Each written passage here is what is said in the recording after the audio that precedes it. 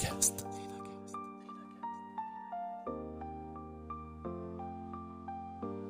Je quitte mon entreprise dans laquelle j'étais depuis 5 ans.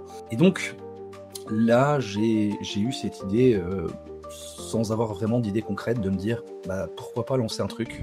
Et si un simple déclic pouvait changer toute votre vie? Bienvenue sur Renacast, le podcast qui explore ce moment clé où tout bascule, où l'envie de créer prend le dessus sur la peur de l'inconnu. Ici, des entrepreneurs, des audacieux, des visionnaires partagent avec vous leur histoire, leurs doutes, leurs succès, et surtout, ce qui les a poussés à tout quitter pour entreprendre. Une idée qui vous trotte en tête, un projet que vous n'osez pas lancer, chaque épisode est là pour vous inspirer et peut-être déclencher votre propre déclic. Abonnez-vous dès maintenant sur votre application de podcast préférée et embarquez avec nous dans l'aventure. Passer du salariat à l'entrepreneuriat, c'est une aventure qui demande beaucoup de courage, de stratégie et une bonne dose d'audace. Bonjour Adrien, bienvenue dans ton épisode de Renacast. Bonjour Nicolas. Alors en construisant ton épisode, j'ai été frappé par la diversité de tes expériences. Ça va du commerce à la formation, en passant par le numérique, par la gestion d'une entreprise. Un parcours riche qui montre qu'il n'y a pas qu'un seul chemin pour devenir entrepreneur, mais qu'on peut bâtir son propre modèle étape par étape. Alors, je suis convaincu que ton histoire et ton expérience va inspirer énormément de monde et va aider beaucoup de personnes à franchir le cap et surtout leur donner les clés concrètes pour passer à l'action. Mais avant de rentrer dans le vif du sujet, Adrien, ce que je te propose, évidemment, c'est de te présenter pour tous ceux qui ne te connaîtraient pas encore. Merci Nicolas, ma petite présentation succincte. Donc Adrien, moi j'ai 35 ans, j'habite à côté de Strasbourg et je suis entrepreneur depuis maintenant 4 ans. Après un parcours effectivement assez varié, on va dire. On aura l'occasion d'y revenir un petit peu plus dans le détail, mais parcours assez décousu, on va dire. C'était atypique, effectivement. Voilà, en passant par le droit, le commerce, le numérique et d'autres choses. Voilà, je me suis lancé il y a 4 ans comme maintenant formateur en IA générative et aux outils numériques. Donc, en IA générative, il y a 4 ans, donc c'est au tout début de l'IA générative. Hein. Je me rappelle d'OpenAI 2022. 22, c'est ça. Donc, qui lance ChatGPT, le bien connu ChatGPT maintenant. Excellent. Donc, un univers énormément varié, une carrière exceptionnelle, avec des expériences dans tous les domaines de l'activité. Mais à un moment, donc, tu t'es lancé sur plein de projets. Quand as-tu senti que le salariat, par exemple, puisque tu as été salarié en un premier temps, quand le salariat ne te convenait plus, est-ce qu'il y a eu un moment charnière où tu t'es dit « stop, il faut que j'avance » ? Alors oui, il y a eu un moment, je sais pas si c'est un déclic, en tout cas peut-être une prise de conscience plutôt, où j'arrivais au bout de 10 ans quasiment de commerce, à la fois dans un grand groupe de la grande distribution, mais aussi dans d'autres secteurs un petit peu avant, notamment dans le numérique. J'arrivais au bout de ces 10 ans et je me suis dit, bon, là ça fait 5 ans que je suis dans la même entreprise. On parle souvent de cycle de 5 ans dans le salariat. Je pense que c'est pas totalement faux. Et donc, je commençais à me poser des questions est-ce que je continue dans cette voie? Est-ce que je change de voie? Qu'est-ce que je pourrais faire? Et puis est arrivé à ce moment-là, alors une opportunité, pardon, pour moi, c'était une opportunité assez incroyable. Bon, c'est vrai qu'on l'a pas forcément vécu de la même manière, mais c'est le Covid. En 2020, voilà, moment difficile, mais un moment pendant lequel j'ai eu du temps pour réfléchir en fait, parce que sans rentrer dans le détail, je suis resté quelques mois à la maison à cause du Covid, et donc quand on a du temps et qu'on ne peut rien faire, forcément on réfléchit. Et le déclic il s'est fait à ce moment-là, en me disant ça fait 5 ans, je suis arrivé au bout d'un cycle, 10 ans de commerce, c'est bien, j'aime beaucoup ça. Mais j'ai peut-être envie de faire autre chose. Et donc, là, j'ai eu cette idée, sans avoir vraiment d'idée concrète, de me dire, pourquoi pas lancer un truc? Pourquoi pas créer un truc? Mais sans savoir quoi faire, quoi lancer, quoi créer. Et donc, ce déclic s'est fait vraiment à ce moment-là, au moment du Covid en 2020, pour me dire, j'ai envie de changer de conditions de vie aussi, parce que il y avait cette contrainte dans mon métier précédent, avec un volume horaire assez important. On travaille les samedis dans le commerce, forcément, ce genre de choses. Donc, quand on a des enfants, c'est pas toujours évident. Donc, l'idée, c'était vraiment de changer aussi de modèle de vie, pas seulement de modèle de travail, j'ai envie de dire, mais aussi de vraiment d'organisation et d'avoir quelque chose de différent. OK, donc tu prends du temps à un moment donné, on te force à avoir du temps pour toi. Ce temps, tu le mets à profit pour te dire: «J'ai envie de changer» mais tu sais vraiment pas, là, de ce que j'entends, Non. tu me dis, tu sais vraiment pas dans quoi tu veux partir. Donc ça peut être, tu veux juste gagner un peu de temps dans ta vie, être plus proche de ta famille, de tes enfants C'est ça. et mais tu sais pas. Alors comment on fait? À quel moment tu as trouvé le moyen, enfin, ou qu'est-ce qui t'a dirigé vers ce que tu fais actuellement? Ouais. En fait, dans cette réflexion, à un moment donné, il y a quelque chose qui me «tilte» entre guillemets, qui me fait dire, bah, tu es un passionné d'informatique, voilà, enfin de technologie depuis plus de 20 ans, hein. Ça fait, je me souviens moi de mon premier PC, après la coupe du monde en 98, et ce genre de choses. Alors des appareils qui ont plus rien à voir avec, ce qu'on connaît aujourd'hui évidemment, mais j'ai cette passion, voilà, depuis plus de 20 ans, et je me dis: «Ben, finalement, est-ce que je ferais pas quelque chose là-dedans?» Voilà, est-ce que je ferais pas quelque chose là-dedans, sans, pareil, trop savoir quoi exactement? Parce que c'est vaste, hein, finalement l'informatique, ça peut être développeur, ça peut être, responsable de projet, ça peut être plein de choses, et donc je réfléchis à un moment donné et puis, je quitte, mon entreprise dans laquelle j'étais depuis 5 ans, sans projet concret, hein, sans projet précis, donc c'est quand même assez, assez incroyable. Tu te Voilà, lances je dans me le dis grand bain, sans bouée là. exactement, je me dis: «On y va», hein, il y a quelque chose en tête, on y va, et à ce moment-là, le hasard, je ne sais pas si c'est le hasard vraiment, du réseau fait qu'à un moment donné, je tombe sur, une annonce d'emploi en fait, pour, une société qui s'appelle Mon Assistant Numérique, qui est une franchise dont je fais partie en fait, et qui, cherche un consultant informatique, un formateur, en informatique. Voilà, alors je comprends pas tout de suite que c'est quelque chose en indépendant, voilà, et puis, en fait, très rapidement, on se contacte, on échange et puis, j'ai envie de dire quasiment c'est parti, enfin presque.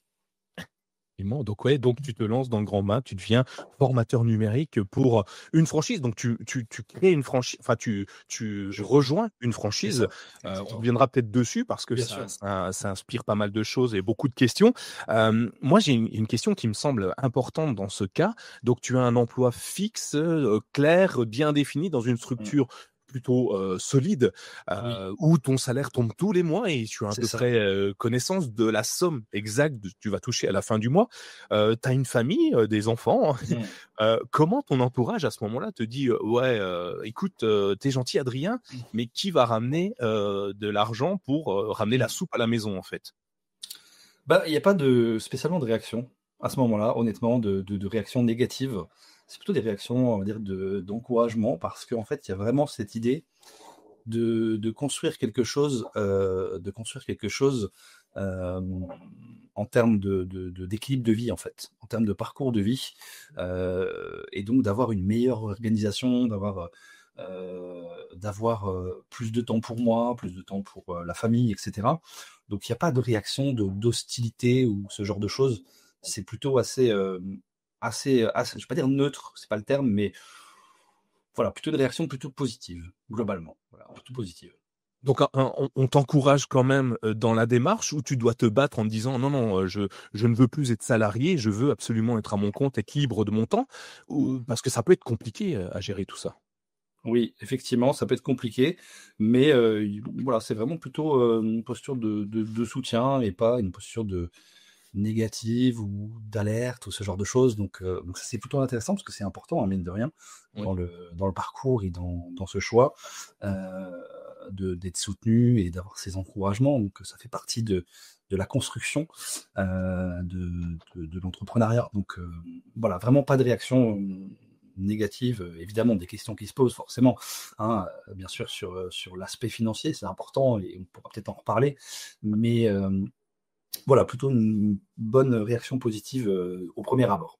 Bon, bah, c'est bien, hein. Aspect financier, ouais, effectivement, on reviendra dessus parce qu'évidemment, bah, moins de rentrée d'argent, en tout cas au départ, ou peut-être pas d'ailleurs, tu me surprendras sûrement, Mmh. en me disant: «Bah, non, dès le premier mois, j'ai largement dépassé mes attentes» et puis l'entourage proche qui ne te défend enfin, qui ne t'interdit pas d'y aller, C'est et ça. au contraire, qui t'accompagne peut-être à franchir le cap. Donc ça, c'est plutôt intéressant. Donc tu vas dans mon assistant numérique, tu crées ta franchise. Mais alors, OK, c'est quoi une franchise? Comment on entre dans une franchise? Que ça soit mon assistant numérique Mmh. forcément, mais ça peut être à peu près similaire, partout. Moi, j'ai en tête, les franchises Starbucks, les choses comme ça, où il faut un ticket Mmh. d'entrée qui Bien est, sûr. plutôt conséquent. Comment on fait donc, pour, mon assistant numérique? Alors c'est une franchise, c'est vrai que le mot franchise est souvent un petit peu connoté, hein, en se disant franchise égale contrainte, égale, plein de règles et cetera. Alors oui, c'est vrai, hein, dans une franchise, il y a des règles à respecter, des choses à respecter. L'avantage, je dirais, d'une franchise, c'est que, le concept a déjà été testé, pendant plusieurs années. Je sais plus combien d'années, depuis combien d'années à l'époque existe mon assistant numérique, mais peu importe. Il y a déjà un recul sur le métier en lui-même, sur l'activité en elle-même, et donc ça sécurise en fait quelque part, parce que, il y a tout un voilà, des outils, de l'accompagnement, de l'écoute, et des méthodes aussi, hein, on peut parler par exemple de prospection qui est un grand sujet, quand on est indépendant, hein, prospecter. Est-ce que je prends mon téléphone et j'appelle, une liste de 100 contacts par jour? Est-ce que j'envoie des mails? Est-ce que je fais, sur les réseaux sociaux? Est-ce que je fais du réseautage physique ou d'autres choses? Bah, la franchise, en fait, elle apporte tout ça.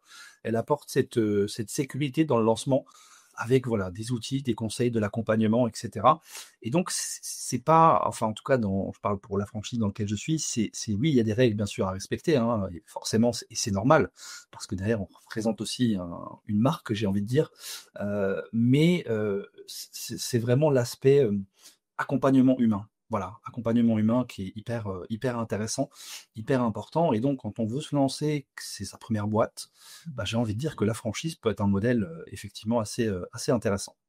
Donc tu postules, à cette annonce que tu nous disais au départ, tu découvres que c'est une franchise, C'est ça. tu as, j'imagine, des entretiens, plusieurs entretiens. Bien Est-ce que sûr. tu aurais pu être recalé sur ces entretiens, ou on aurait dit: «Non, Adrien ne correspond pas aux attentes, de mon assistant numérique», et est-ce que, tu as, alors pareil, si tu as le droit d'en parler évidemment, mais est-ce que tu as un billet d'entrée justement, Mmh. où, tous les mois tu dois, Mmh. peut-être, avoir un pourcentage de tes ventes ou de tes actions Mmh. à leur fournir?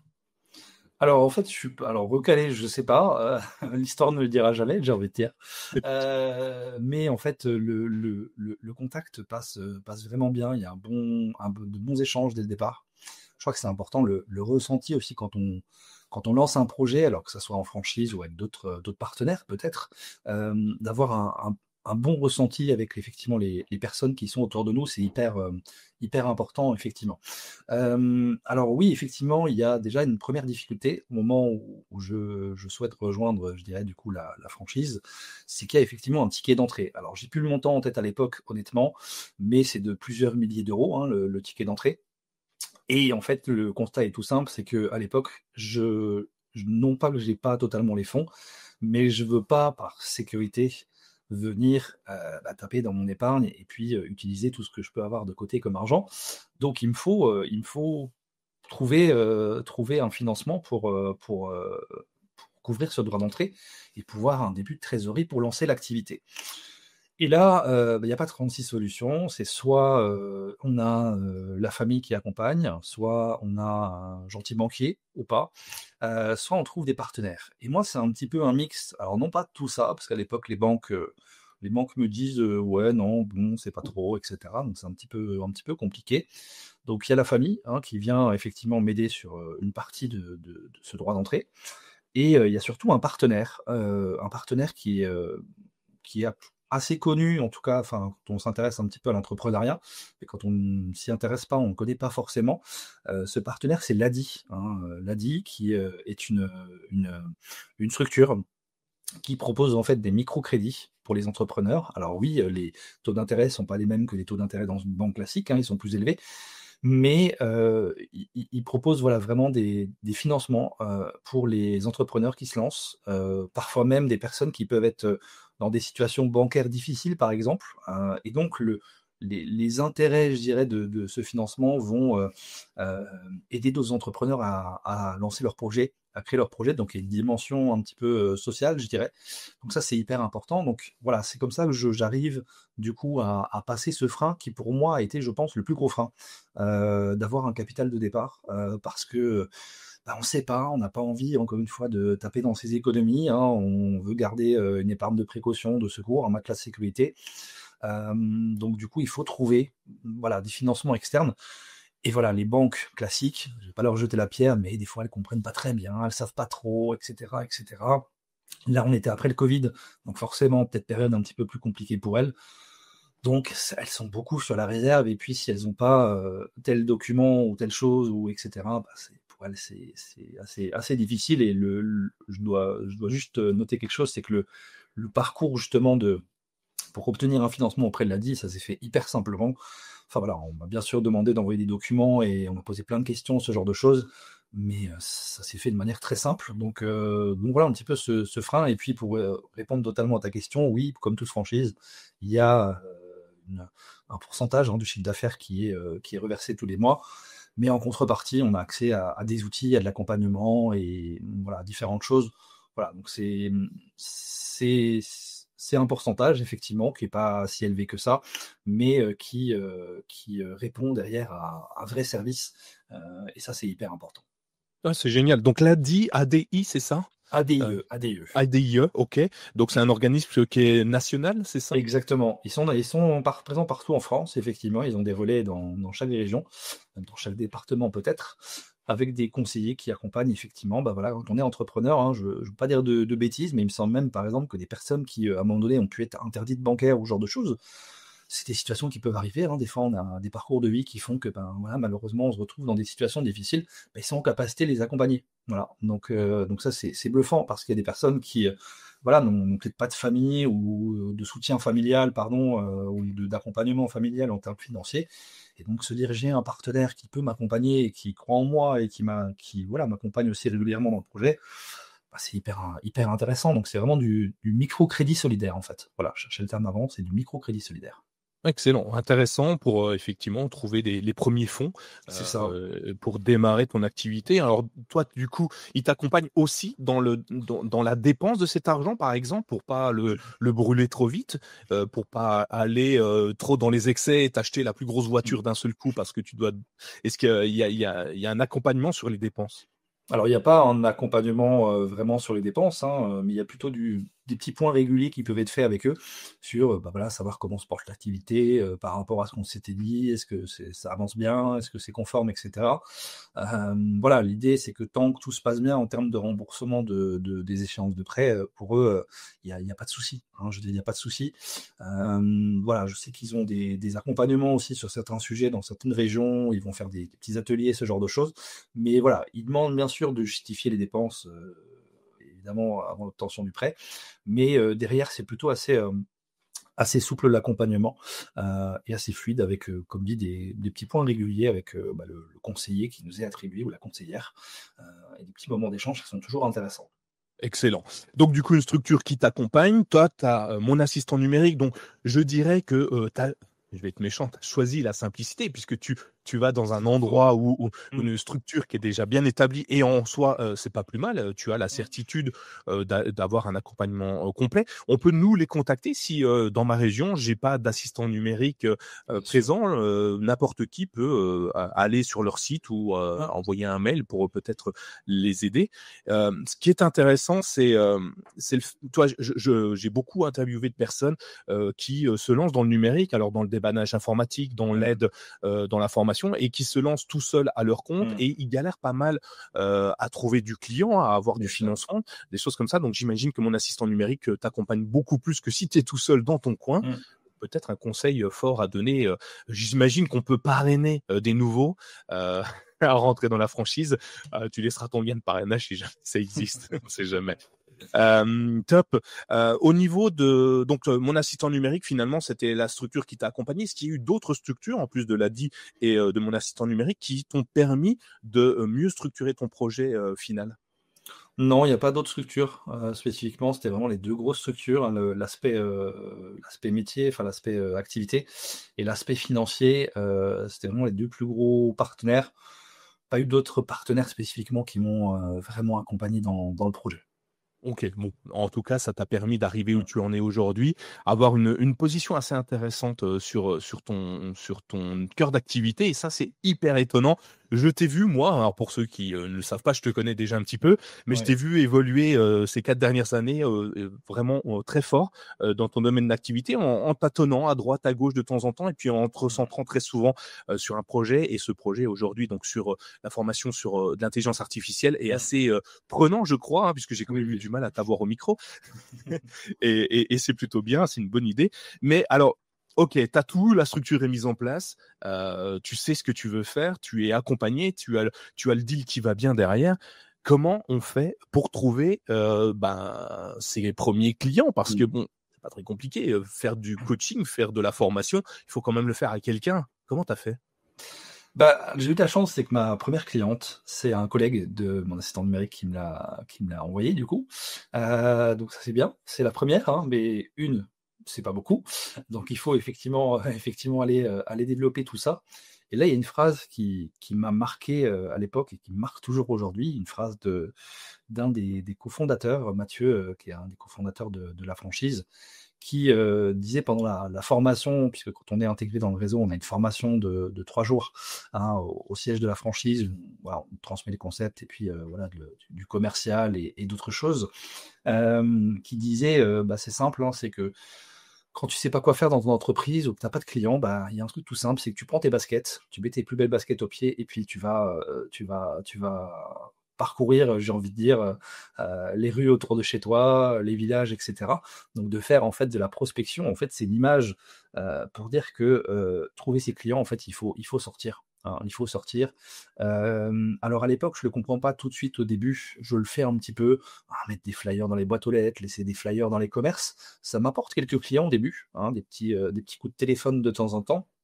Heu, mais ce qui va moi m'aider aussi au début, pas mal, c'est les réseaux sociaux, notamment Facebook, avec, un petit peu de communication dessus et à travers tous les groupes Facebook qu'on peut avoir.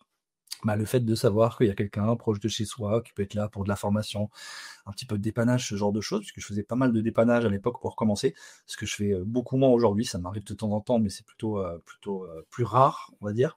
Donc les réseaux sociaux m'aident et puis une fois qu'on a 2, 3, 4, 5 clients, bah, il commence vraiment tout doucement, à y avoir une sorte de bouche à oreille. Alors c'est très petit, hein, sur 5, 10 clients évidemment, c'est pas hyper important, mais voilà, quelqu'un qui trouve le flyer, dans un commerce, quelqu'un qui voit une pub sur les réseaux, quelqu'un qui, a entendu parler par quelqu'un, que, on fait telle chose et cetera.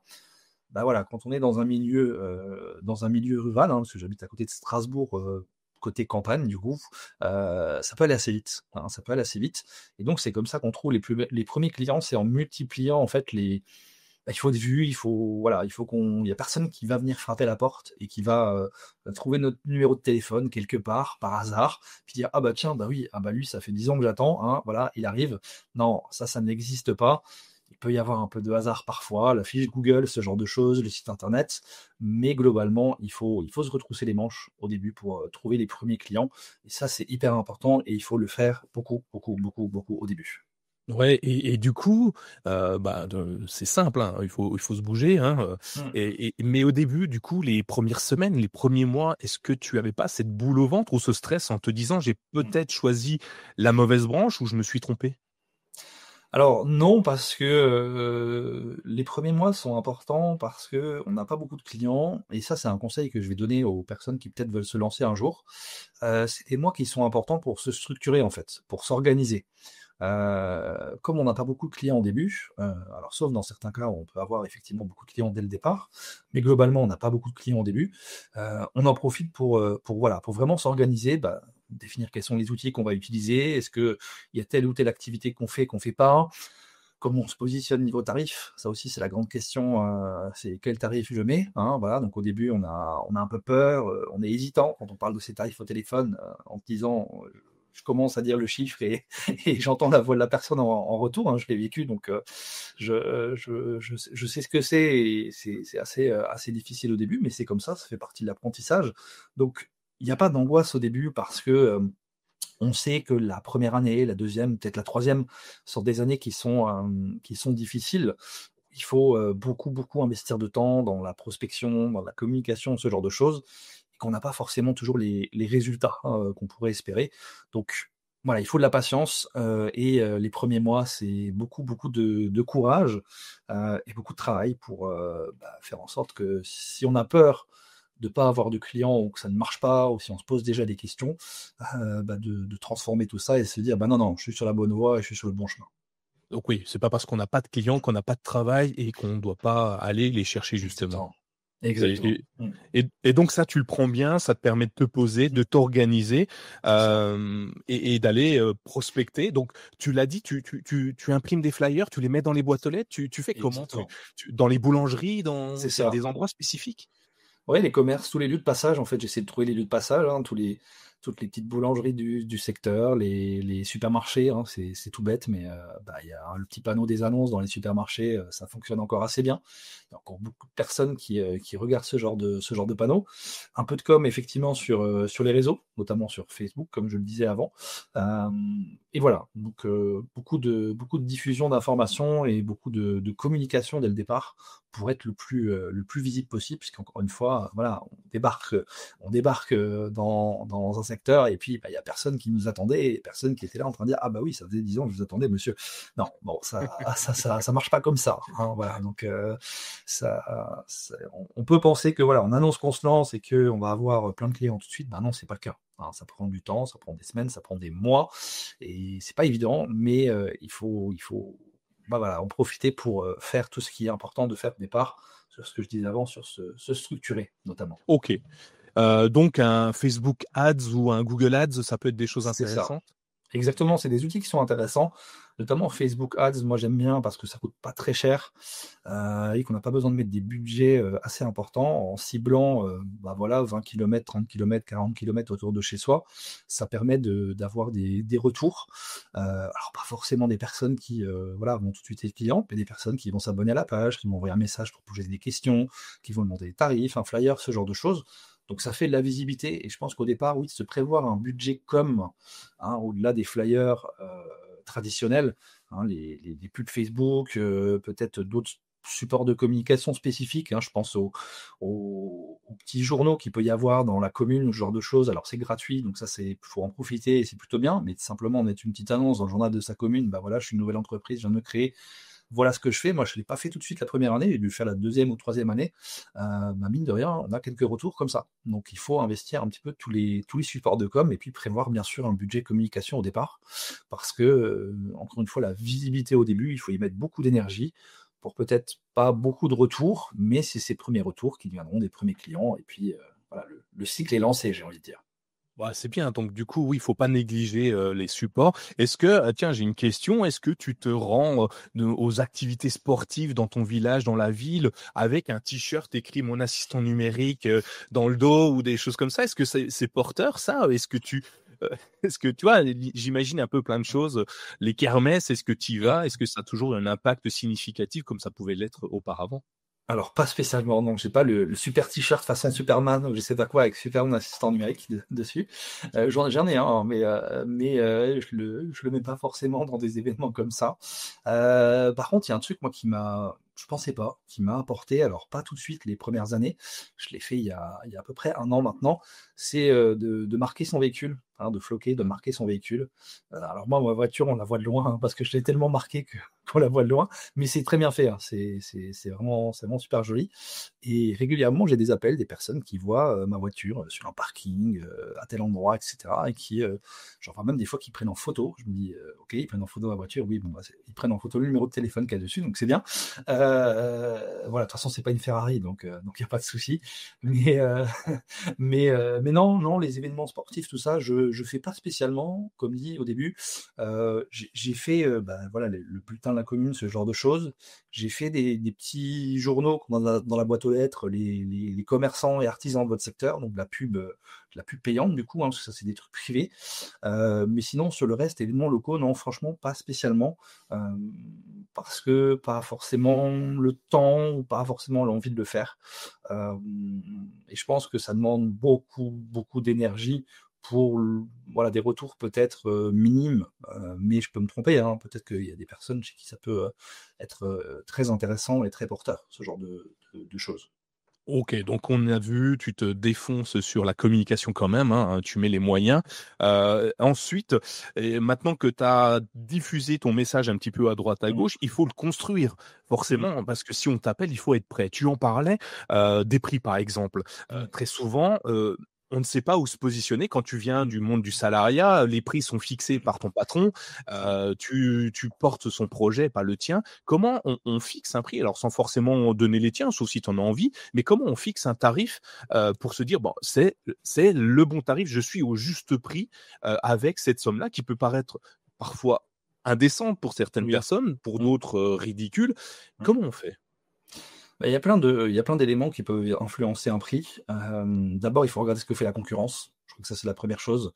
De voir dans le même secteur d'activité, comment sont positionnés mes concurrents et donc déjà avoir une espèce de fourchette, de prix pour se dire: «Bah, voilà, je mets sur tel prix», entre guillemets, pour, pas choisir un chiffre au hasard, mais pour être dans la moyenne haute ou la moyenne peut-être basse, des chiffres.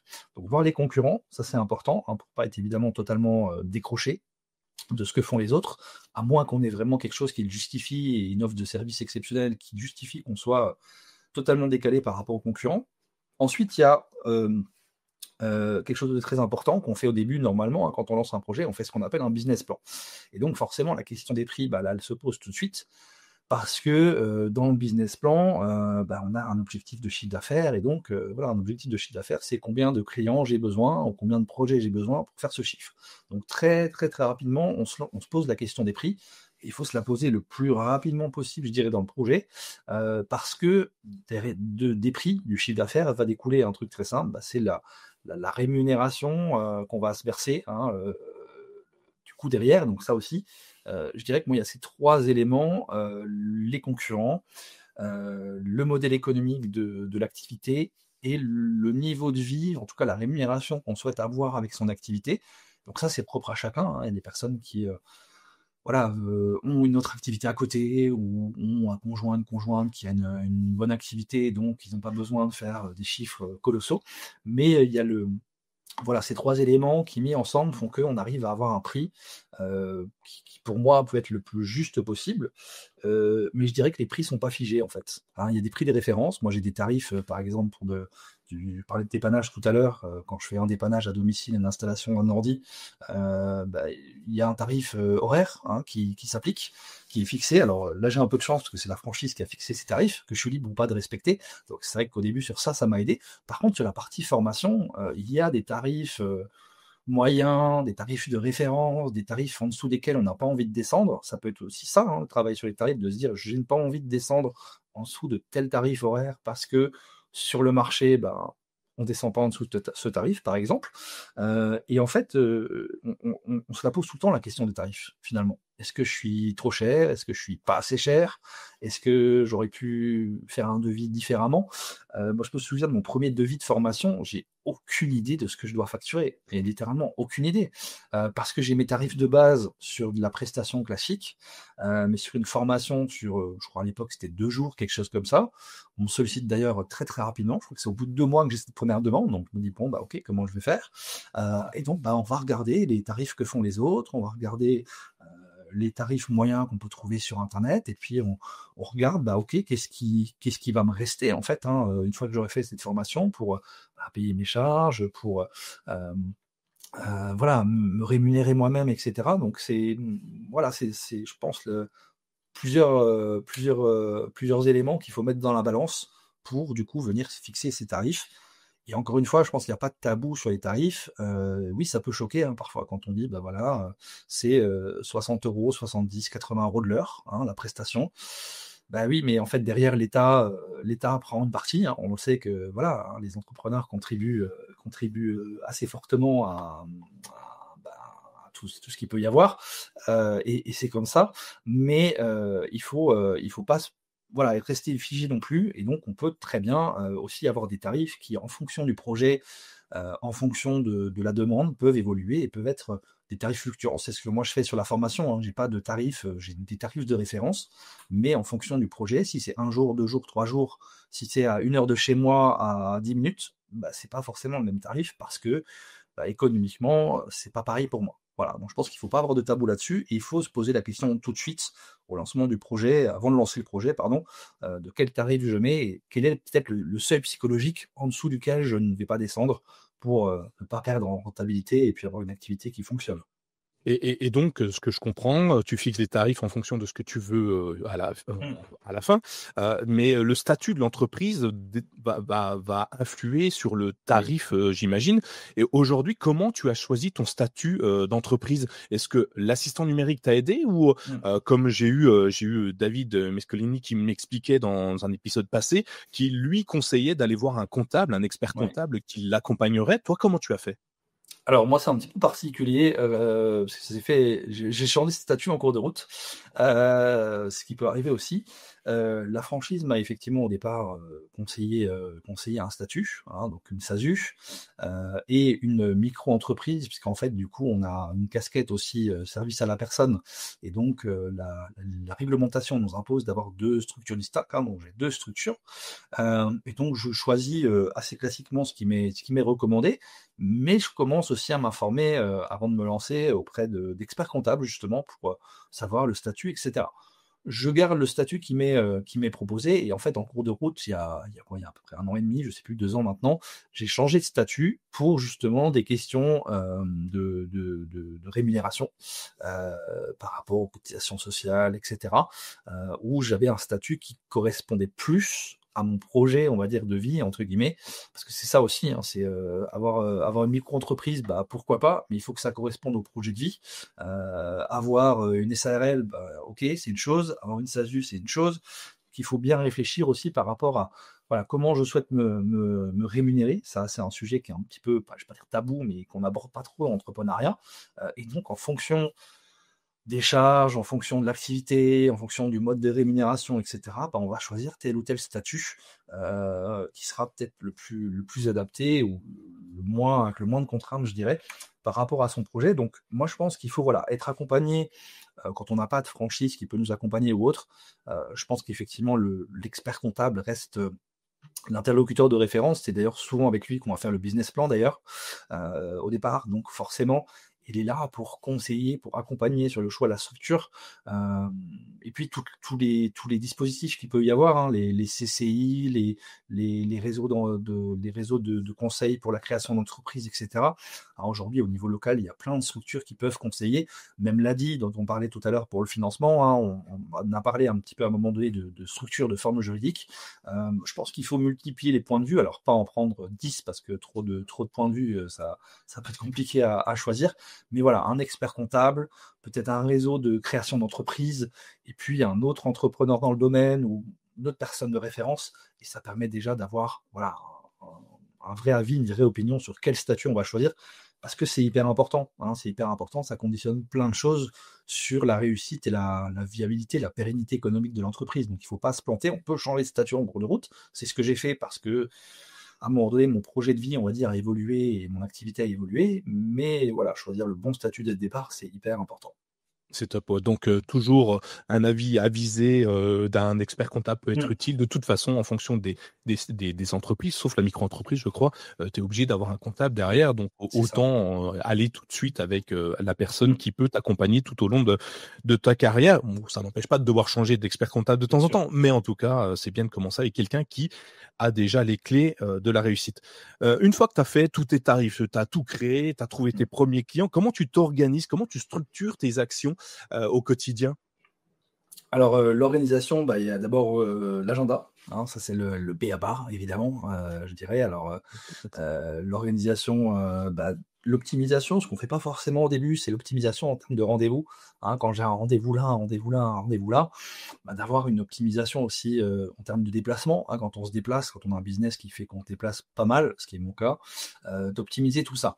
Moi, il y a un outil qui m'a toujours qui m'a toujours sauvé la vie et toujours aidé, c'est les applications de prise de notes. Et c'est vrai qu'au début, je m'organise beaucoup avec ça, l'application de prise de notes du téléphone, de l'ordi, etc. Où en fait, ça permet en fait de noter plein d'idées, plein de choses qui nous passent par la tête, parce qu'on a forcément plein d'idées, et alors des bonnes et des mauvaises, bien sûr, mais voilà, de noter aussi. À l'époque, moi, j'utilise pas de CRM pour faire un suivi client. Du coup, j'utilise une application de prise de notes pour faire un suivi au niveau de mes clients, des sujets qu'on a pu aborder, des questions qu'ils peuvent avoir, des questions auxquelles j'ai pas répondu, ce genre de choses. Donc plutôt assez basico-basique. Et puis aujourd'hui, forcément, tout ça a beaucoup évolué. Il y a évidemment des outils qui sont apparus avec l'IA et qui sont incroyables. Mais je pense que les outils dépendent de ce que chacun veut faire. Moi, aujourd'hui, si je fais un état des lieux, j'ai toujours gardé l'application de prise de notes. C'est mon deuxième cerveau, j'ai envie de dire, pour toutes les idées. Alors c'est bien et c'est pas bien, parce que comme on le voit pas, c'est un petit peu masqué, tout ce qu'il y a dedans. Donc si on va pas ouvrir l'application régulièrement, on zappe des trucs, ou si on ne te met pas des petits rappels. Et puis il y a un truc tout bête que j'utilise pas au début, mais que j'utilise maintenant et dont je ne pourrais pas me passer, c'est le bon vieux carnet, le bon vieux stylo.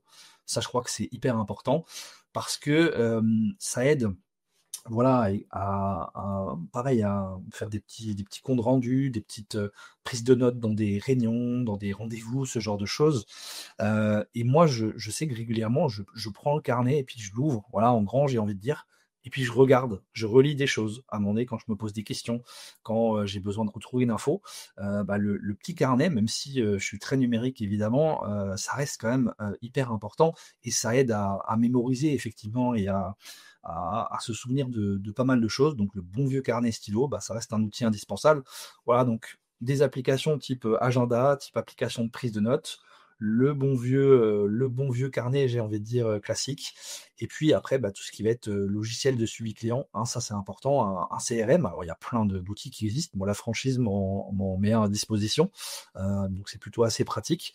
Voilà, pour la facturation, les prises de notes, des devis, ce genre de choses. Et puis le suivi financier aussi de l'entreprise, avec des tableaux de bord mensuels, annuels, etc. Donc c'est bien d'avoir ce type d'outil aussi, d'avoir cette visibilité, je dirais, de fond, et puis la visibilité un petit peu économique. Excellent, donc pas mal d'outils, le bon vieux carnet stylo, toujours hyper intéressant. Il y a des logiciels que tu utilises en particulier pour ta compta, pour ta facturation, ou la franchise te le fournit déjà à côté? Alors l'outil de facturation de devis, c'est la franchise qui le fournit, effectivement, du coup. Donc ça, j'ai pas eu à trouver un logiciel, parce que c'est pareil, c'est compliqué, ça aussi, des logiciels qui peuvent exister. Il y en a aujourd'hui plein. Alors il y a des gratuits, il y a des payants, tout dépend évidemment de ce qu'on souhaite faire. Alors si je peux donner un petit conseil numérique au passage, les factures sur Excel et sur Word, c'est bien évité quand même, c'est un petit peu plus simple aujourd'hui, on a quand même des outils qui le font. Alors je dis ça fait sourire, mais je vois encore des entreprises aujourd'hui qui ont ce système. Ça va être compliqué avec la facturation électronique qui arrive, parce que ça sera plus possible, ce genre de choses. Mais c'est un logiciel qui est fourni. Et puis généralement l'expert comptable aussi fournit des outils, voilà, type tableau de bord, tableau de suivi, ce genre de choses. Donc normalement, quand on est bien accompagné, on a sur cet aspect-là pas mal d'outils qui sont mis à disposition, enfin quelques outils, pardon, qui sont mis à disposition et qui fonctionnent plutôt assez bien. Ouais, bon, OK, on prend note, on met ça dans sa caisse à outils, des outils hyper intéressants à utiliser au quotidien. Moi, je recentre tous ces outils à chaque fois que je discute avec un entrepreneur qui s'est lancé sur le site renacast.fr. Il y a une rubrique où je mets les outils que vous avez mis en avant. Ça évitera de peut-être les chercher. Et puis, si vous écoutez le podcast en voiture, c'est toujours compliqué de prendre un carnet de noter. Donc, ça vous permet d'avoir un petit retour et de pouvoir y accéder. Donc, je mettrai les liens dans les notes de l'émission, évidemment, et puis sur le site, j'y ajouterai tous les outils et les services que tu as mis en avant, Adrien. Adrien, tu as bien évolué, ça fait 4 ans que tu es à fond dedans, ton projet il prend de plus en plus de croissance, c'est ce que je disais tout à l'heure, je te vois grandir petit à petit et je trouve ça exceptionnel. Maintenant, j'ai vu que tu avais d'autres casquettes qui étaient venues se greffer au fur et à mesure. J'ai vu une casquette hyper intéressante, tu vois sûrement de laquelle je veux parler. Est-ce que toi, tu veux en parler un petit peu? Bien sûr, avec grand plaisir. Alors, on me parlait de comment se faire connaître. Hein, au début de l'activité, il y a une casquette un aspect que j'ai volontairement pas évoqué, parce que je savais aussi qu'on allait un petit peu en parler, bien sûr, forcément. Mais c'est la casquette du réseautage. Je l'ai pas fait tout de suite quand je me suis lancé, parce que je connaissais pas, j'étais pas au courant, j'avais pas les infos. Et puis, au bout d'1 an et demi, peut-être 2 ans d'activité, je sais plus exactement, j'ai commencé à faire du réseautage, hein, donc tous ces rendez-vous pour entrepreneurs, type after work, petit déjeuner, conférences, tout ça qu'il peut y avoir un peu partout, hein, quel que soit le réseau. Il y a plein de réseaux associatifs, il y a des réseaux nationaux, et cetera. Et moi, je choisis à l'époque de rejoindre un réseau national, hein, qui s'appelle Dinabai, qui a plus de 15 ans aujourd'hui d'existence, donc un réseau quand même assez solide, très solide. Ce qui est assez bluffant, pour juste donner un chiffre, c'est que en deux rencontres d'entrepreneurs, j'ai 2 formations. Voilà, donc je me dis, bah, pourquoi je ne l'ai pas fait plus tôt? Voilà, tout simplement. Donc ça aussi, ça peut faire partie des conseils pour les personnes qui veulent se développer. Le réseautage, c'est hyper important, hein, de sortir de chez soi et d'aller à la rencontre d'autres entrepreneurs. Au-delà de ça, ça brise évidemment la solitude qu'on peut avoir, hein, quand on est tout seul dans son bureau, chez soi, au téléphone avec ses clients. Bah oui, mais c'est pas du lien social réellement, c'est pas du contact humain. On a besoin de rencontrer d'autres personnes, donc c'est évidemment vital. Et donc, je rejoins ce réseau en tant que membre. Et puis, depuis un petit peu plus d'1 an maintenant, un jour, j'ai croisé la route d'un autre entrepreneur qui fait partie de ce réseau, et qui, voilà, m'a invité à ces rencontres, ce qu'on appelle les rencontres dirigeants, en fait, hein. C'est des formats petit déjeuner entrepreneur. Et puis, voilà, on sympathise, j'ai envie de dire, etc. Et puis, à l'époque, il me propose de le rejoindre, en créant ce qu'on appelle un club d'affaires, en fait, hein. Donc, c'est un club de recommandation, un club avec un nombre de membres dans plein de métiers différents, et donc ce que j'accepte parce que j'aime bien les nouveaux défis et j'aime bien avoir de nouvelles choses, de nouvelles pistes à explorer. Et donc je me lance là-dedans, et puis quelques temps après, il me propose de le rejoindre entre guillemets au sein de son agence, hein. C'est ce qu'on appelle une agence commerciale dans le réseau d'Inabai, et donc de devenir entre guillemets ambassadeur, j'ai envie de dire, du concept au niveau local, donc de développer tout ce qu'il peut y avoir dans le réseau, donc les clubs d'affaires, donc clubs de recommandation, et puis les rencontres dirigeants, comme je le disais avant, qui sont des formats petit déjeuner, entrepreneur, after work, etc. Et donc voilà, c'est ma deuxième casquette. J'adore ça parce que ça me fait rencontrer beaucoup de monde. Je vois des personnes grandir aussi, parce que c'est ça ma mission en fait, c'est d'aider d'autres entrepreneurs à grandir, à avancer, à se faire connaître. Voilà, pas plus tard qu'il y a quelques jours, il y a un entrepreneur avec qui j'ai échangé dans un de mes clubs qui voilà, se pose des questions sur comment faire mon pitch, hein. C'est vrai que ça aussi, c'est pas évident. Comment je fais mon pitch quand je suis entrepreneur, comment je suis percutant en 1 minute, 1 minute 30, 2 minutes. Ça se travaille, tout ça, hein, ça se travaille, ça s'apprend pas. Alors il y a des méthodes qui existent, on peut lire des bouquins, regarder des conférences, ce genre de choses, mais ça se travaille. Et donc ma casquette, c'est ça, voilà, vraiment d'aider les autres entrepreneurs à se développer et à grandir en fait en réseautant. Voilà. C'est top. Tiens, pour ton entrepreneur, j'ai enregistré un épisode avec Magali Desrieux, coach vocal qui aide justement les entrepreneurs à prendre la parole, à aller sur scène et à devenir ce qu'ils aimeraient être devant un public. Donc, à la rigueur, écoutez l'épisode de Magali, il est hyper intéressant. Une ancienne militaire qui s'est reconvertie. Je vous en dis pas plus, vous verrez, c'est super intéressant. Top. Donc, du coup, ça t'amène, les clubs d'affaires t'amènent, les rendez-vous dirigeants t'amènent de nouveaux clients. Tu discutes avec d'autres entrepreneurs pour briser la solitude. Et mais ça doit être difficile de gérer toutes ces casquettes en même temps, ou enfin comment tu fais?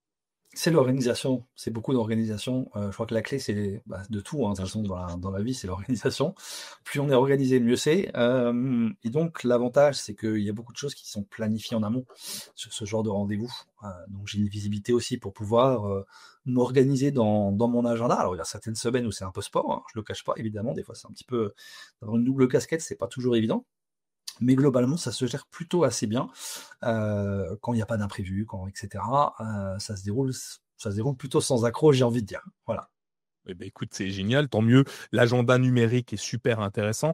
Moi, j'utilise Google Agenda. Il y en a, j'imagine, plein d'autres. L'avantage de mon Google Agenda, c'est que il est partagé avec des personnes. En fait, j'ai plusieurs agendas intégrés à mon agenda, le pro, le perso, le Rinacast, les autres Mmh. activités, et je partage en fonction. Ouais, J'ai des codes couleurs. Moi, c'est ça ça. ressemble à un bel arlequin, mon agenda.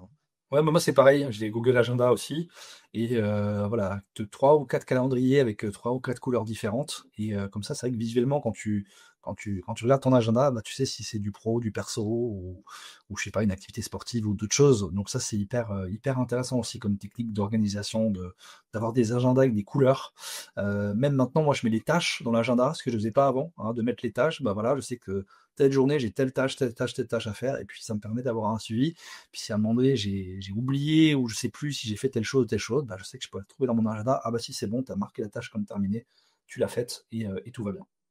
Bon, OK, on a bien avancé, on sait maintenant comment s'organiser, comment aller chercher nos premiers clients, comment, définir un budget mais toi, donc tu as avancé progressivement dans ta carrière d'entrepreneur. Est-ce qu'il y a un mentor ou une source d'inspiration qui, au quotidien, ou t'a permis de te lancer, t'ont accompagné ou continuent à t'accompagner? Alors, j'ai pas de mentor qui m'a accompagné au début, vraiment,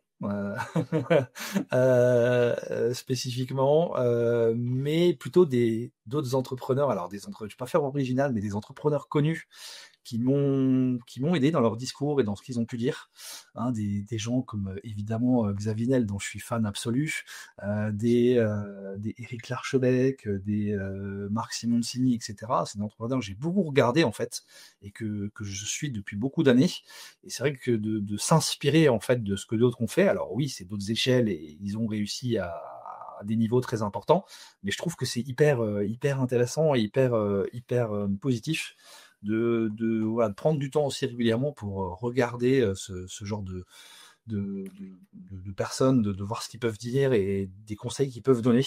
Donc pas de mentor au début, non, au lancement, mais après, effectivement, plutôt en cours de route ou même un petit peu avant déjà, des entrepreneurs qui m'ont inspiré, plutôt des personnes connues, du coup directement. Non, ben, c'est hyper intéressant d'aller chercher, ceux qui ont réussi et qui aiment Mmh, partager sur leur parcours, c'est leurs ça. échecs, leurs réussites, hein, puisque tous ceux que Mmh, tu as cités, ne sont pas avares justement de conseils sur, «J'aurais mieux fait de faire comme ça» ou mmh, autrement, c'est faire ça. attention. Hyper intéressant d'ailleurs en parlant de conseils, est-ce que toi, tu aurais genre, 3 conseils ou plus ou moins, hein, à donner à quelqu'un qui souhaiterait quitter le monde du salariat ou l'activité qu'il a aujourd'hui Mmh. pour se lancer dans sa propre entreprise? Bah, le premier conseil, c'est oser. Voilà, osez, faites-le. Je crois que si la première étape de se lancer dans l'entrepreneuriat, c'est quand on se pose la question, c'est qu'il y a déjà un cheminement qui s'est fait dans la tête, j'ai envie de dire, un cheminement intérieur et donc c'est peut-être qu'on est déjà prêt ou quasiment prêt à se lancer. La deuxième chose, c'est entourez-vous. Ça, c'est le deuxième conseil, c'est entourez-vous. Alors pas on dit souvent qu'il faut s'entourer quand on a son entreprise qui est lancée, mais entourez-vous avant, en fait. Entourez-vous avant, donc réfléchissez à tous les partenaires qui pourraient vous accompagner. On a parlé de l'expert comptable, c'est un choix évidemment qui est vital, parce que, ben, il y a des bons, il y a des moins bons, hein, dans les experts comptables, bien sûr. D'avoir un banquier, d'avoir un assureur, d'avoir quelqu'un dans la communication, d'avoir, des personnes qui ont un peu d'expérience d'entrepreneuriat et qui vont être là, je sais pas, comme je vais pas dire comme coach, mais en tout cas comme des personnes effectivement avec qui on va pouvoir échanger régulièrement quand on se pose des questions. Donc s'entourer, hyper important, vraiment dès le départ, même avant de lancer son projet, c'est hyper important. Et troisième chose, pardon, c'est l'organisation. Organisez-vous. Je crois que la clé de la réussite, sur un projet, c'est de s'organiser, donc d'organiser son temps notamment. Alors on a parlé de Google Agenda qui permet de le faire, de manière assez positive. Est-ce que, voilà, à un moment donné, il faut, moi ce que je commence à faire depuis pas très longtemps, que je ne faisais pas avant, de réserver des plages horaires dans mon agenda pour l'administratif, hein, par exemple, qui est un gros sujet, dans l'entrepreneuriat effectivement et qui est à pas négliger, parce que mine de rien, ça prend un petit peu de temps. Mais voilà, l'organisation, la structuration, en termes quotidiennes et puis d'avoir une vision aussi, hein, au-delà de la première année, de la deuxième, la troisième, la cinquième, de s'organiser vraiment sur tout ça et d'avoir cette vision. Voilà les 3 conseils que je pourrais, donner. Très avisé, hyper intéressant. Réserver des plages horaires pour ton administratif, je trouve ça hyper judicieux, beaucoup le négligent. Oui. Encore une fois, j'ai eu une discussion avec, toujours Magali, tiens, qui me disait qu'elle, réservait des plages pour sa Mmh. propre formation, pour toujours Mmh. progresser Bien sûr. et intégrait, même des moments pour elle, à Mmh. l'intérieur de ses plannings de formation, C'est donc ça. de réservation. C'est Mmh. hyper intéressant. Chouette, je les prends, je vais les noter. Évidemment, vous les aurez tous dans vos oreilles. On va vous les amener, on va vous les apporter. Maintenant, avec le recul, parce que maintenant 4 ans quand même Mmh. déjà, c'est un petit Mmh. bout de chemin Ça hyper passe. intéressant. Une fois que tu fais ce bilan de tes 4 années passées, est-ce qu'il y a quelque chose ou plusieurs choses qui font que tu ferais différemment ta transition, vers l'entrepreneuriat? Bah, je dirais que je me poserais peut-être plus rapidement la question, économique, en fait, la question économique, c'est-à-dire la question de la rémunération. En fait, on a une chance, c'est que quand on quitte un poste de salarié, alors à certaines conditions bien sûr, on peut pendant un certain temps avoir, un maintien des droits, hein, de Pôle emploi par exemple, et donc ce qui est un matelas de sécurité quand on se lance, hein, la 1re, les 2 premières années. Je pense que je me poserais plutôt la question en fait plutôt la question de la rémunération ou de l'équilibre économique que je souhaite avoir parce que, c'est un peu un piège, d'avoir cette sécurité pendant 1 an, pendant 2 ans parce que, en termes de tarifs, en termes d'actions, ce genre de choses, je vais pas dire on est dans un certain confort, mais un petit peu quand même. Et donc de se poser tout de suite dès le départ la question de: «OK, moi concrètement, même si on se le dit, même si on se le note, même si on fait un business plan et cetera, quelle rémunération je vais avoir? Quel modèle économique je veux avoir?» Ça c'est important. Donc c'est ce que je ferais peut-être plutôt effectivement de poser des questions, ces questions économiques qui sont pas des questions évidentes, hein, parce qu'on n'a pas toujours les réponses tout de suite, mais c'est ce que je ferais un petit peu peut-être différemment, effectivement. OK, ouais, intéressant, ouais. C'est toujours, bien de ne pas vivre sur ses acquis, de se Oui. mettre en danger, d'aller chercher plus loin peut-être, que, les quelques moments, de répit que tu peux avoir grâce au Mmh. soutien de l'État. Donc non, c'est bien. OK, top, je prends. Maintenant, on va aller plus loin, on va faire fou. Imagine, tu as une voiture pour remonter dans le temps. Tu viens croiser le Adrien il y a quelques années. Quel message à toi-même, tu pourrais, te donner, pour t'aider à progresser plus vite ou, les expériences que tu as acquises, est-ce que tu te les donnerais, avant? Bah, je pense que je me mettrais un coup de pied aux fesses. Voilà, hein, concrètement, le Adrien d'il y a X années, je lui mettrais un coup de pied aux fesses parce que, voilà, dans le parcours que j'ai eu, il y a des choses évidemment assez positives, d'autres moins positives. Mais je lui mettrais un coup de pied aux fesses pour avoir un peu plus confiance. En fait, moi, c'est vrai qu'à la base, je suis quelqu'un qui, est plutôt, ça se voit peut-être pas comme ça ou les gens qui me connaissent me disent: «Quand tu nous le dis, on te croit pas». Quelqu'un de plutôt réservé et plutôt, timide alors qu'en fait, aujourd'hui, je ne le suis plus. Alors, ça se travaille, hein, comme quoi, on arrive aussi à avancer et l'entrepreneuriat m'a permis d'avancer là-dessus. Mais oui, de doser davantage. Doser davantage et de ne pas hésiter à comment dire? À avoir peut-être des chemins moins conventionnels, dans la vie et donc de saisir peut-être des opportunités plus grandes. En fait, pour être transparent, il y a quelque chose que j'ai pas dit tout à l'heure, mais c'est que, quand j'étais à la fac de droit, dans mon parcours, hein, effectivement, où j'ai fait 5 ans de fac de droit, bon, c'était assez rude, hein, mais hyper intéressant. Je me posais déjà la question d'entrepreneuriat. Mais en fait, comme j'osais pas, comme j'avais peur, comme je sais pas, j'avais des croyances, des trucs et cetera, je me suis pas lancé. Et puis si ça se trouve, si je m'étais mis un coup de pied aux fesses, peut-être que je me serais lancé en fait, tout simplement. Donc plus voilà d'avoir ce comportement-là, changer peut-être la vision et d'oser davantage. Voilà. Et c'est peut-être d'ailleurs le même message que tu porterais aux auditeurs qui hésitent encore à faire le grand saut vers l'entrepreneuriat? Bien sûr, exactement, oser. Comme je disais tout à l'heure, une fois que vous posez la question, c'est déjà une première étape qui est franchie, j'ai envie de dire. Parce qu'on a encore peut-être une vision un petit peu négative dans l'entrepreneuriat en disant: «C'est compliqué, c'est difficile» et cetera. Alors oui, il y a rien sans effort, hein, de toute façon, quel que soit le domaine d'activité, entrepreneur ou pas, hein, d'ailleurs. Mais oser, effectivement, oser vous lancer, c'est une super aventure, hein, humaine, et cetera. C'est pas facile tous les jours, hein, se réveiller la nuit parce qu'on se pose des questions ou ce genre de choses ou le carnet qui se remplit parce qu'on a plein d'idées, c'est bien, mais dans les idées, il y en a une qui est valable sur 10% par exemple. Bah, c'est comme ça, hein, les personnes que je citais tout à l'heure, elles sont passées par là aussi. Hein, on a plein d'idées, et moi je fais partie des gens qui ont plein d'idées tout le temps. Bon, bah, dans ces 100 idées, il y en a peut-être une ou zéro d'ailleurs qui sont des bonnes idées. Donc vraiment osez effectivement et lancez-vous. On a quand même la chance, enfin, on parlait de l'ADI, il y a plein d'autres structures que je citais aussi, les CCI, tout ça, qui sont là pour accompagner en fait. Hein, même si on n'a pas de compétences, on n'a pas de réseau, on n'a pas de fonds même, on est quand même dans un écosystème en France qui est quand même plutôt favorable à la création d'entreprises. Donc vraiment, bah, j'ai envie de dire, vous posez plus de questions et puis allez-y quoi. Allez-y, foncez. Excellent. Merci Adrien. Je vais te poser une dernière question pour finir l'épisode. Aujourd'hui, tu proposes beaucoup de formations. Oui.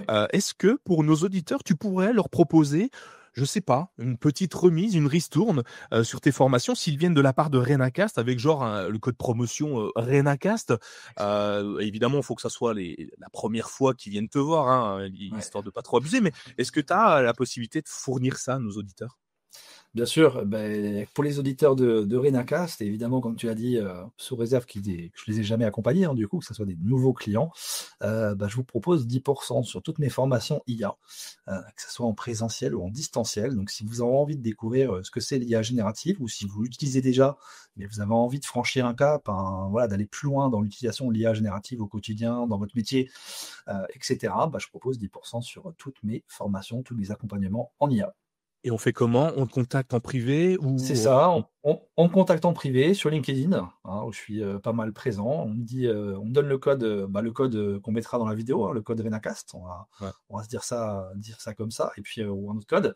Et puis pas de souci, la remise sera appliquée. Eh ben top. Donc du coup, on peut te retrouver sur LinkedIn. Est-ce qu'il y a d'autres endroits où on peut te retrouver, Adrien?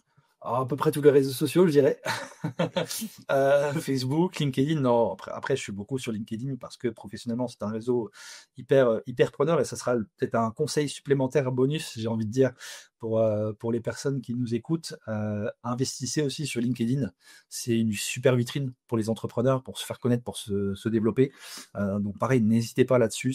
C'est gratuit en plus comme réseau social, donc c'est très bien. Ça demande un peu de temps, mais ça fonctionne très bien. Donc LinkedIn, on me retrouve beaucoup, un petit peu sur TikTok, un petit peu sur Instagram, mais essentiellement, oui, sur LinkedIn. Donc on tape Adrien Ramelet et on te trouve partout où tu es. Ok, écoute, merci beaucoup. Merci Adrien pour ton témoignage hyper inspirant. J'ai plein de ressources. Aujourd'hui, si j'ai envie de me lancer, j'ai déjà pas mal de clés. Je mettrai donc, comme je le disais, tous les liens que tu nous as donnés, je redirigerai tout le monde sur les bons liens. En tout cas, tu nous as prouvé que finalement, quitter le salariat pour monter sa boîte, c'est un pari super audacieux, qu'il faut pas forcément se poser de questions. Faut se mettre un coup de pied au cul, c'est ça le terme que tu utilisais. C'est réalisable en tout cas, et que ça dépend simplement de ta détermination, de ce que tu as envie de faire. Je pense que ton parcours peut en inspirer beaucoup d'autres. Ça va donner confiance aux auditeurs qui rêvent de se lancer et qui hésitent encore. Alors, qu'est-ce que je peux te dire de plus, Adrien? Rien, continue comme ça, progresse, et puis on se revoit dans 2 ans quand tu auras encore plus explosé. Réserve-moi un petit créneau et on discutera de tes prochaines évolutions. En tout cas, merci beaucoup Adrien. Je te dis merci à toi Nicolas. Bonne journée et à très bientôt. Salut. Bonne journée. Salut. Si cet épisode vous a inspiré, ne le gardez pas pour vous. Partagez-le avec vos amis, votre famille, vos collègues, qui sait. Cela pourrait bien être le déclic dont ils ont besoin pour se lancer. Abonnez-vous dès maintenant sur votre application de podcast préférée et laissez-nous une note 5 étoiles ainsi qu'un commentaire. Votre soutien est essentiel pour faire grandir Renacast et continuer à donner la parole à celles et ceux qui ont osé.